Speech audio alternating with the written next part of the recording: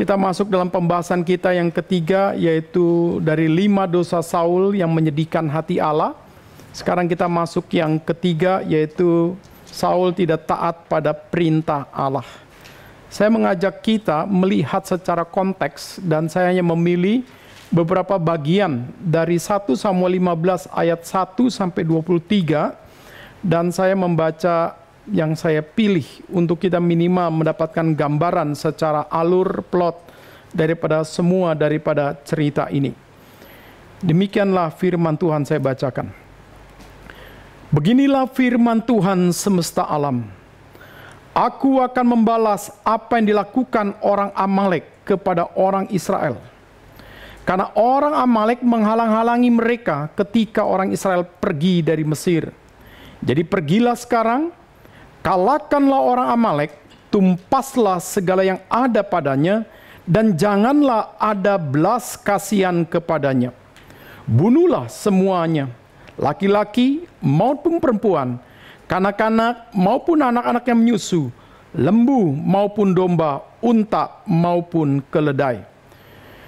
Lalu Saul memukul kalah orang Amalek mulai dari Hawilah sampai Syur, yang di sebelah timur Mesir.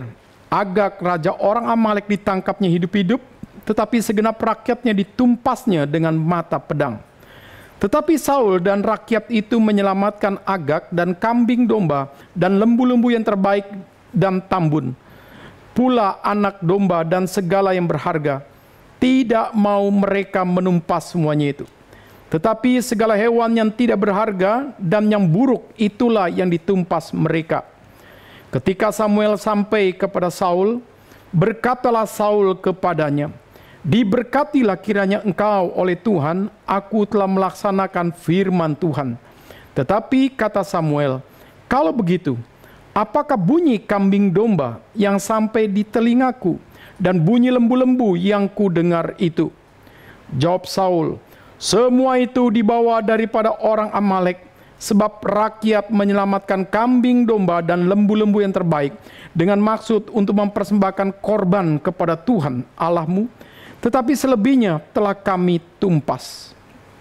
Tuhan telah menyuruh engkau pergi dengan pesan, pergilah, tumpaskanlah orang-orang berdosa itu, yaitu orang Amalek, berperanglah melawan mereka sampai engkau membinasakan mereka. Mengapa engkau tidak mendengarkan suara Tuhan? Mengapa engkau mengambil jarahan dan melakukan apa yang jahat di mata Tuhan?" Tapi jawab Samuel, "Apakah Tuhan itu berkenan kepada korban bakaran dan korban sembelian sama seperti kepada mendengarkan suara Tuhan?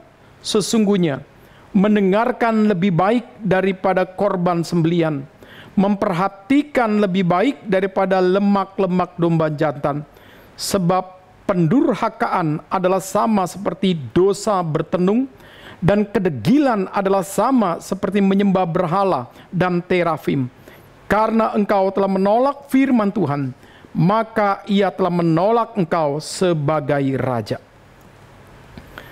Kita masuk dalam pembahasan kita. Salah satu penyebab kejatuhan seorang pemimpin adalah kompromi dan tidak berani menegakkan kebenaran. Minggu lalu saya katakan salah satunya adalah mental yang tidak kuat dan mut-mutan. Apa yang menyebabkan Saul melanggar perintah Tuhan? Ini akan kita dalami. Mengapa Saul berusaha membenarkan diri dan menyalahkan rakyat? Ya, jadi dia buat benteng pembenaran diri. Dan kenapa dia korbankan rakyat? Apakah penyesalan Saul atas kesalahannya benar-benar tulus? Nah, ini kita bisa pelajari. Mengapa Allah menyesal terhadap Saul? Dan Saul juga menyesal untuk perbuatannya. Apakah penyesalan daripada Tuhan dan penyesalan daripada Saul adalah penyesalan yang punya kualitas yang sama?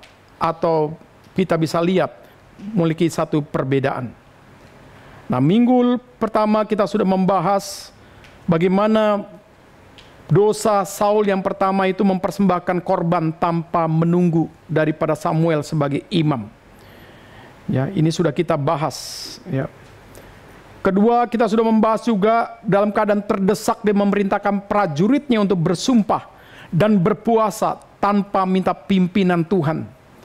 Sampai dia mengambil kebijaksanaan tidak berdasarkan hati Tuhan. Ini juga sudah kita bahas. Dan hari ini kita akan membahas bagian yang ketiga, yaitu tidak taat pada perintah Tuhan.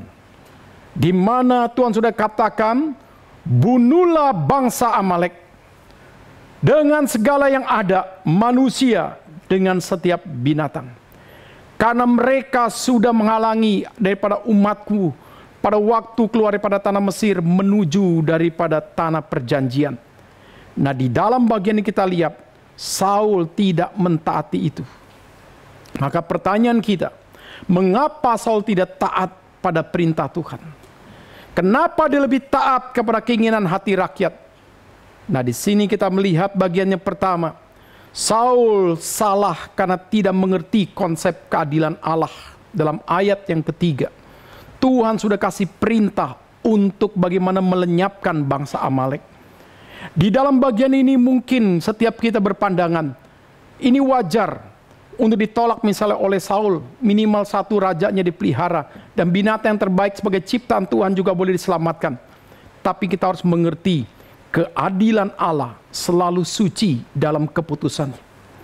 Keadilan Allah memiliki kebebasan yang sempurna dalam waktu Tuhan ketika sudah memberikan kebebasan kepada Amalek, tapi selalu menyakiti hati Tuhan. Jadi di sini kita melihat Tuhan terkadang bisa menyatakan kuasanya melalui daripada keadilan dalam nilai kedaulatannya. Di dalam hati kita mungkin bertanya, kalau Tuhan ingin membunuh bangsa Amalek, kenapa memakai tangan manusia? Bisakah Tuhan ingin menyatakan keadilannya untuk memberhentikan dosa, menyatakan kuasanya, dan Tuhan pada saat itu memakai alam misalnya? Bisa kan? Tuhan memakai bencana alam, angin topan, banjir, dan macam-macam gempa, bisa. Bisakah Tuhan bisa memakai bencana non-alam? Bisa. Tapi pertanyaannya, kenapa Tuhan harus memakai Saul dengan bangsa Israel? Disinilah Tuhan ingin menguji ketaatan mereka. Apakah ini membuktikan Allah itu kejam sampai dilenyapkan semua orang? Allah itu tidak kejam. Karena Tuhan selalu punya alasan yang substansi. Karena bangsa Amalek, bangsa yang begitu sangat keras, bangsa yang menghalangi nilai pekerjaan Tuhan, bangsa yang menyebabkan bangsa lain tidak melihat Tuhan. Dalam konteks yang lain, Tuhan di dalam Kejadian 6 pernah mengadakan satu kesepakatan kepada Nuh dan keluarganya untuk bagaimana pada satu menurunkan daripada air yang begitu keras dan deras untuk menciptakan satu nilai banjir. Jadi banjir adalah satu nilai bencana alam untuk membunuh orang-orang yang sangat-sangat tidak lagi memiliki hati yang takut akan Tuhan. Maka Nuh dan keluarganya diselamatkan. Dan di dalam bagian itu dikatakan, Allah membunuh semua orang kecuali keluarga Nuh, karena mereka orang yang benar, dan Tuhan menyesal. Tuhan menyesal menciptakan mereka. Tuhan bukan menyesal karena perbuatan mereka, karena kejahatan mereka, tapi Tuhan menyesal telah menciptakan mereka. Maka dibunuhlah semua orang karena kejahatannya yang begitu sangat menyedihkan hati Tuhan. Contoh yang kedua, dalam Kejadian 18 dan 19 kita melihat bagaimana peristiwa daripada Sodom dan Gomora. Peristiwa Sodom dan Gomora kita lihat bagaimana Abraham sebelumnya memiliki hati seorang hamba ketika diberitahu bahwa Sodom akan dihancurkan dan di dalamnya ada Lot, dan dia bertanya kepada Tuhan, bagaimana jikalau ada 50 orang yang benar di sana? Masihkah engkau akan memusnahkan semua orang-orang di Sodom? Dalam diskusi itu, Abraham menunjukkan orang yang sungguh minta belas kasihan Tuhan, supaya janganlah dibunuh karena kejahatan orang-orang Sodom yang begitu sangat luar biasa. Malaikat pun mau diperkosa. Kejahatan bagi mereka adalah sesuatu yang bukan lagi kejahatan. Kebenaran tidak ada lagi tempat dalam hati nurani mereka. Maka Abraham memiliki hati belas kasihan Tuhan. Dibilang lagi, Tuhan katakan, aku akan menyelamatkan yang 50 itu. Karena mereka mewakili daripada orang-orang benar. Bagaimana Tuhan kalau kurang 5 jadi 45? Apakah engkau masih melaksanakan? Tuhan mengatakan, aku akan, karena 45, aku akan meredam. Sampai terakhir, bagaimana kalau sisa lebih sedikit lagi 10? Tuhan, ampunilah aku, karena aku ini adalah daripada tanah dan debu.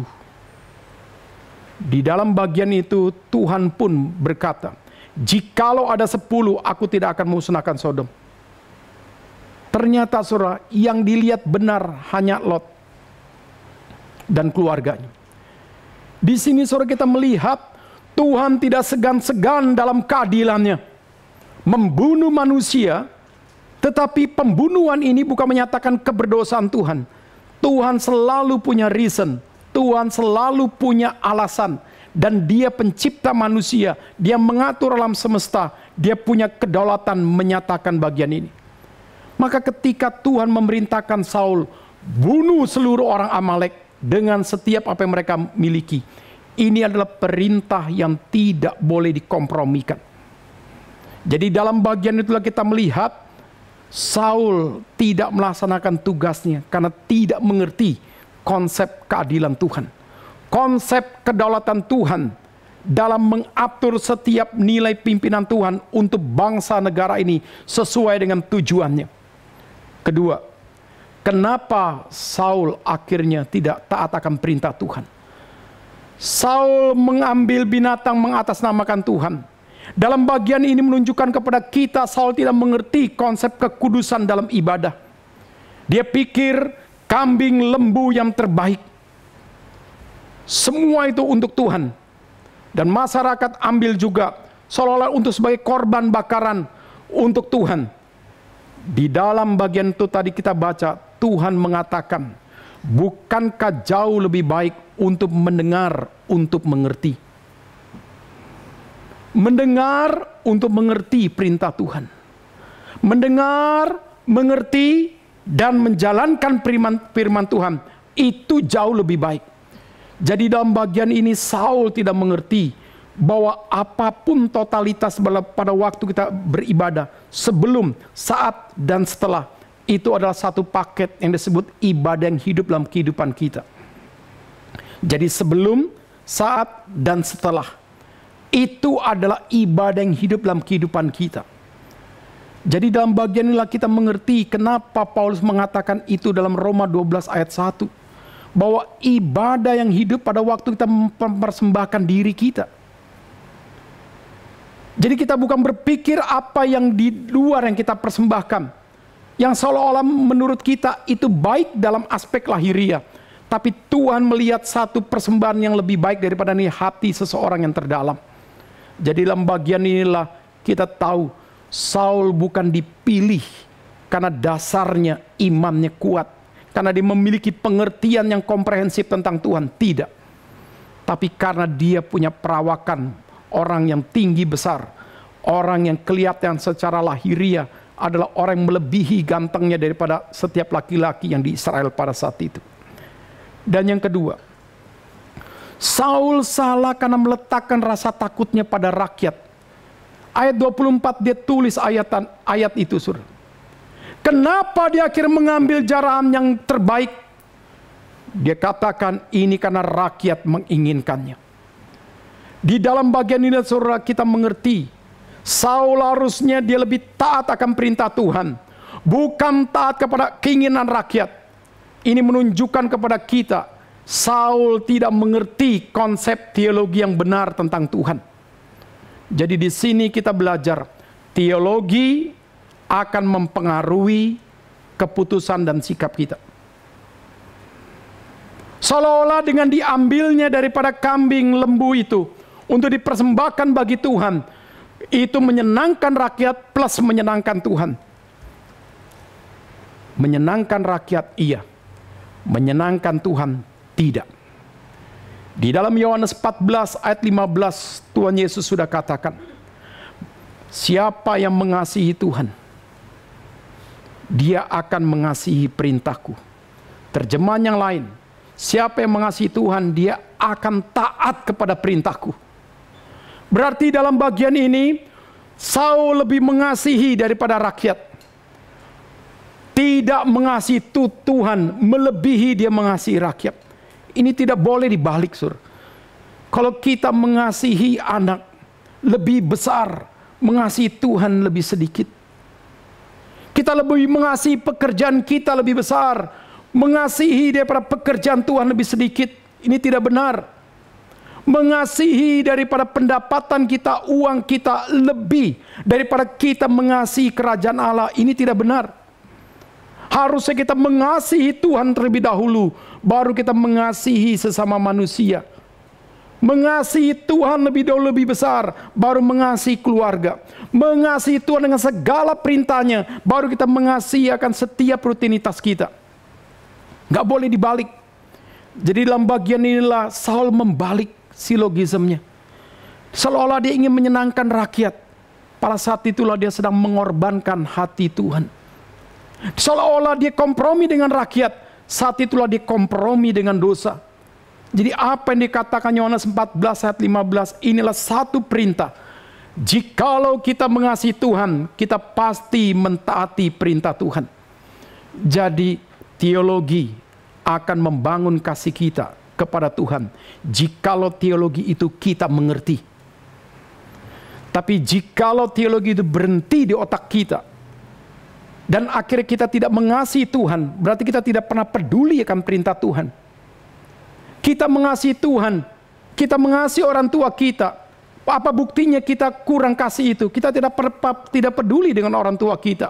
Kita nggak peduli dengan rumah kita. Kita nggak peduli dengan masa depan kita. Itu membuktikan di dalam kita membangun pertumbuhan dinamika kasih kepada Tuhan, kepada sesama, kepada diri, kepada perintah. Itu tidak beres dalam membangun prioritasnya. Jadi di sini kita melihat bagian itu, Saudara.